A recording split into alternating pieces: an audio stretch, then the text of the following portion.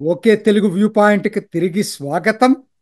వక్ఫ్ చట్టమైంది, రాష్ట్రపతి ఆమోదముద్ర పడింది, ప్రభుత్వం గెజిట్ నోటిఫికేషన్ కూడా ఇచ్చింది. అన్ని చక చక చక చక జరిగిపోయినాయి.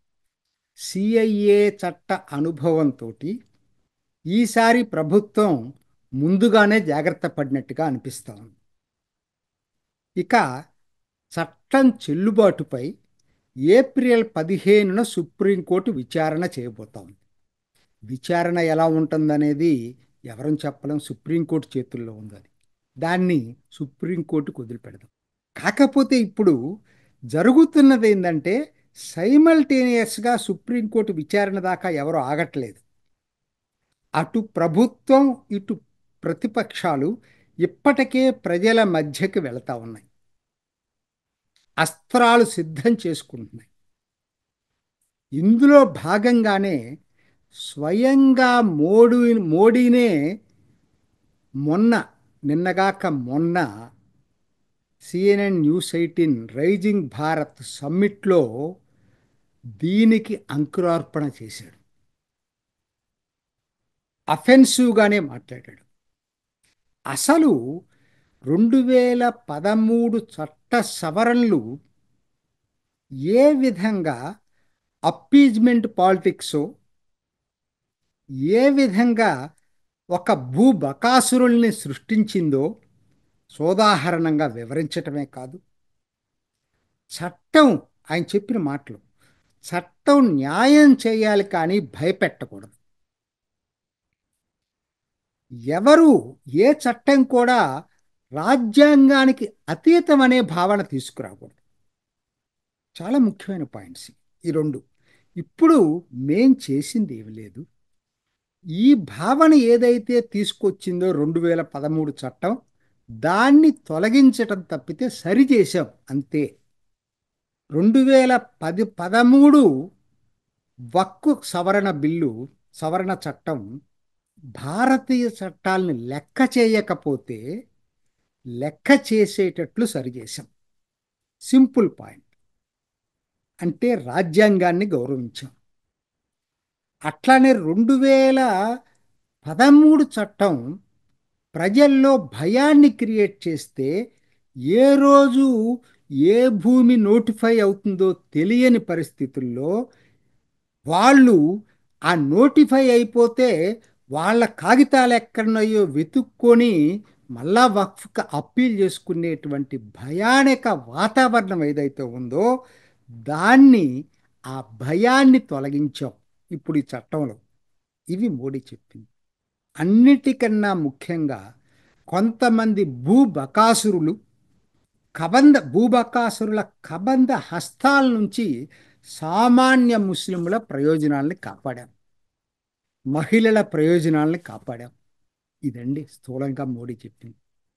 ఆయన అంటే ఎందుకు నేను ఈ మాట చెప్పాల్సి వస్తుందంటే ఇది ఇప్పటికే ప్రజల్లోకి ప్రచార యుద్ధంగా రెండు వైపులా వెళ్తా ఉన్నారు. అదే నిన్న కాంగ్రెస్ సెషన్లో రాహుల్ గాంధీ మాట్లాడుతూ ఇది వక్ఫ్ చట్టం అనేది పార్లమెంట్లో మాట్లాడలేదు ఆయన, కాంగ్రెస్ సెషన్లో మాట్లాడుతూ వక్ఫ్ చట్టం ఇది మత స్వేచ్ఛ మీద దాడి మాత్రమే. ఈరోజు ముస్లింల మీద దాడి, రేపు క్రిస్టియన్ల మీద, ఎల్లుండి సిక్కుల మీద దాడి చేస్తారని చెప్పాడు.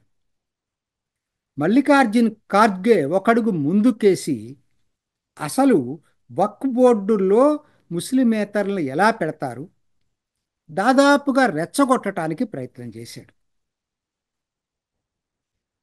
దీని మీద వివరణ ప్రభుత్వం ఇచ్చినా దీన్ని ఆయన టీటీడీతో పోలుస్తున్నాడు. తిరుమల స్థానానికి హిందూయేతరులు ఉండనప్పుడు వక్ఫ్ బోర్డులో ఎందుకుంటారు అనేది, ఈ రెండు సరైన పోలిక కాదు అనేది నేను ఎన్నో వీడియోలు చేసి చెప్పాను మీ అందరికి కూడా. సరే, మొత్తం మీద ఏంటంటే నేను చెప్పేది, ఇద్దరూ కూడా ప్రజల దగ్గరకు తీసుకెళ్లారు యుద్ధాన్ని. చట్టం అయిపోయింది, సుప్రీంకోర్టు ఏం చెప్తుందో దాని గురించి వదిలేశారు, కానీ ఇప్పటికే ప్రజల దగ్గరకి తీసుకెళ్లటం అనేది జరిగింది. బీజేపీ ఇప్పటికే నలుగురు సభ్యులతోటి ఒక కమిటీని వేసింది. ఎలా ప్రజల దగ్గరికి దీన్ని తీసుకెళ్ళాలి, అన్ని గ్రామాల్లోకి, అన్ని వార్డుల్లోకి తీసుకెళ్లి దీన్ని ప్రచారం చేయాలని ఒక కమిటీని వేసింది. అనిల్ ఆంటోనీ లాంటి వాళ్ళందరినీ దాంట్లో పెట్టింది. ఏప్రిల్ 15 వచ్చే కొద్ది రోజుల్లో దీన్ని పతాక స్థాయికి తీసుకెళ్ళటానికి మునంబంకి కిరణ్ రిజిజు వస్తున్నాడు. ఎందుకు మునంబం అంటున్నానంటే, రాహుల్ గాంధీ చెప్పాడు కదా నెక్స్ట్ క్రిస్టియన్స్ అని. ఏ క్రిస్టియన్స్ గురించి ఆయన మాట్లాడాడు? మునంబంలో ఆ క్రిస్టియన్స్లో అధిక భాగం ఎప్పుడు బీజేపీలో చేరటం జరిగింది. బీజేపీ జెండాలు మొట్టమొదటిసారి మునంబం ప్రాంతంలో ఎగురుతూ ఉన్నాయి ఇవాళ. అక్కడికి కిరణ్ రిజిజు వెళ్ళి వాళ్ళకి తోడుగా, అండగా, ధైర్యాన్ని ఇవ్వటం కోసం ఏప్రిల్ 15 వెళ్ళి మీటింగ్ పెట్టబోతున్నాడు. వాళ్ళు చెప్పే దాంట్లో అర్థం లేదు కదా. ఒకవైపు మీరు వాళ్ళు తీసుకున్న భూములు, వక్ఫ్ బోర్డు తీసుకున్న భూములు ముస్లింలు ఉన్నాయి, క్రిస్టియన్స్ ఉన్నాయి, గురుద్వారా ఉంది హర్యానాలో. ఇంకేం కావాలి మీకు? సిక్కుల గురించి మాట్లాడుతున్నాం. సిక్కుల గురుద్వారాను కూడా వాళ్ళు వక్ఫ్ బోర్డు కింద నోటిఫై చేశారు. సో ఇవన్నీ కూడా ఎందుకు నిలబడదని చెప్తున్నానంటే, ఇది ఒకవైపు నడుస్తానే ప్రచారం చేసుకోండి, రెండు వైపుల బాగానే ఉంది. హింసని కూడా ప్రోత్సహిస్తున్నారు, ప్రేరేపిస్తున్నారు.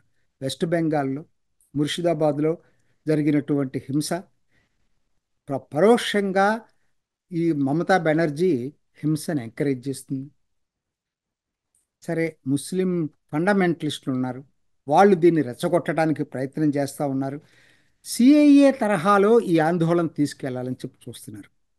కానీ సాధ్యమవుతుందా? సిఐఏ తరహాలో చేయగలరా అంటే, నాకెందుకునే అది దీనికి దానికి పోలిక లేదు. ఒకటి, అది కూడా అసలు భారతీయ ముస్లింలకి సంబంధించింది కాదు.